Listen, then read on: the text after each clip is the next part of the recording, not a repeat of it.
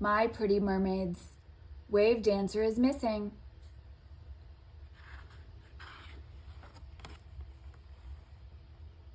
Wave Dancer is Missing by M.J. Carr, illustrated by Christine Finn. Deep under the sea, past the coral reefs, past the sunken galleons, there lived a school of mermaids. All of the mermaids in the school were good swimmers. Some were swift and some were best at diving, but one was particularly graceful. When she moved through the water, it looked as if she were dancing. Her name was Wave Dancer.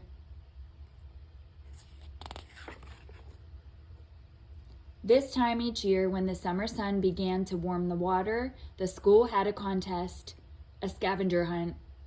For this contest, the mermaids' swimming skills had to be extra sharp, so they practiced every spare moment.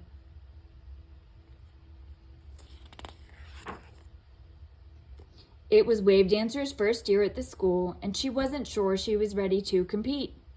She was much better at dancing. She could twist and turn, hula and jig. The morning of the contest, the school's head mermaid, Mermadam, called all the young mermaids together.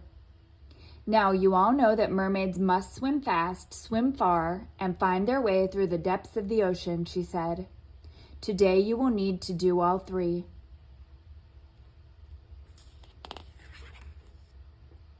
Mermadam pulled out a long, broad piece of driftwood. On it was a list of things to look for in the scavenger hunt. Mermadam read the list aloud. 3 giant clam shells, 2 bright pink conch shells, a foot-long piece of giant kelp seaweed, 3 sunken coins, and a fan-shaped coral. The first team to find and bring back all of these things will be the winner, said Mermadam. Mermadam divided up the young mermaids. Sea Splasher was captain of Wave Dancer's team. The mermaids on the team huddled around her.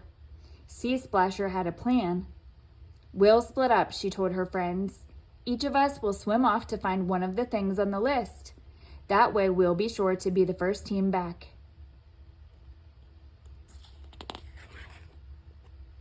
Sea Splasher chose Wave Dancer to look for the sunken coins. Wave Dancer was floating off, dancing as if she heard music. The others heard no such thing. Said Sea Splasher. We'd better send Dolph with her. He'll be sure to keep her on course. Sea Splasher knew she could depend on Dolph. Dolph was Mermadam's trusted assistant. Wave Dancer was happy to hear that they would travel together. Let's go, Dolph, she said, smiling. And so Dolph swam off with Wave Dancer in her search for the sunken coins.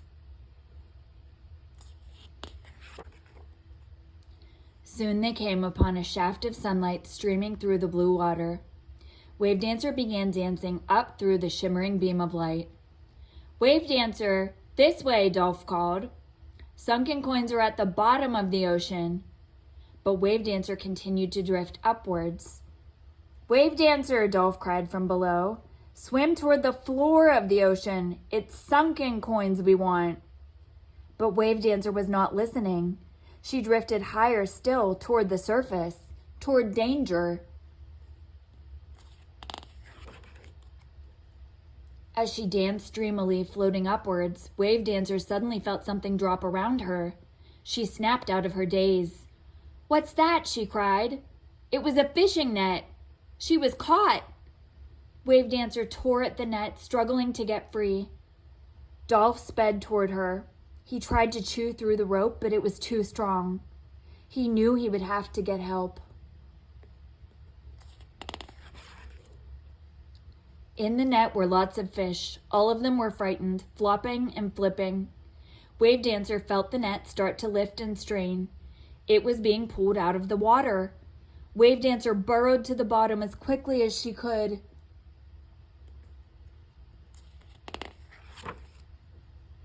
The net was dropped on the deck of a large fishing boat. Fishermen crowded around, sorting through the fish. They threw the smallest ones back into the water. At the bottom of the pile was Wave Dancer, trembling, frightened.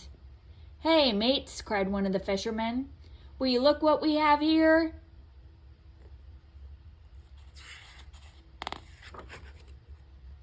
The fisherman filled a barrel with salt water and plunged Wave Dancer in. "We'll bring her to land," one said, "and a fine price she'll fetch for us."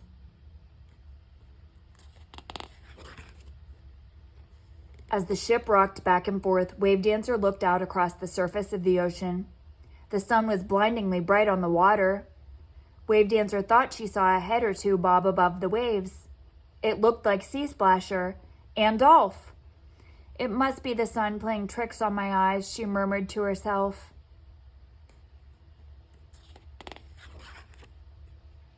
Night fell. One by one, the fishermen went below to go to sleep. Wave Dancer was left alone in the barrel at one end of the ship. Quietly, a young boy crept up to get a closer look at her. "Now's my chance," she thought. "I don't belong here," Wave Dancer cried to the boy. "I belong in the sea. Please set me free." But the boy did not understand the language of mermaids. He didn't even know she was speaking to him. He stared at her strangely. Then he took out his hornpipe and began to play.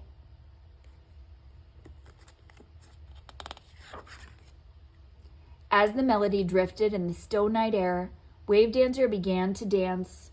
The boy kept playing and watched her, spellbound. When he finished his song, he put down the hornpipe. He looked long and hard at Wave Dancer. She looked back at him, her eyes pleading. "You don't belong on land," the boy whispered.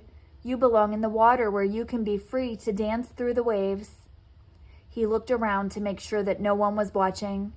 Then he dragged the barrel to the edge of the ship and tipped Wave Dancer back into the sea.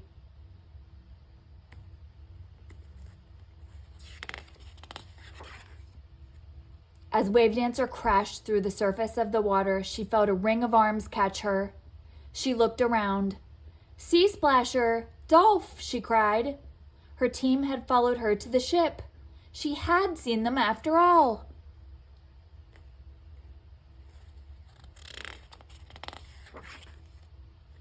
As Wave Dancer rested from her night above water, Sea Splasher stayed close to her side. "I guess we didn't win the contest," said Wave Dancer. Sea Splasher shook her head. "No," she answered. "We came in last."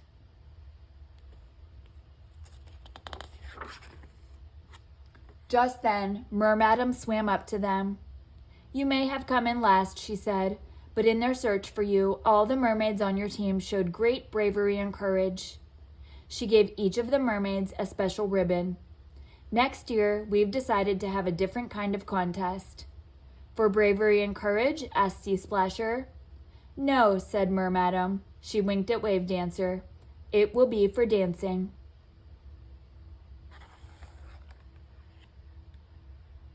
The end.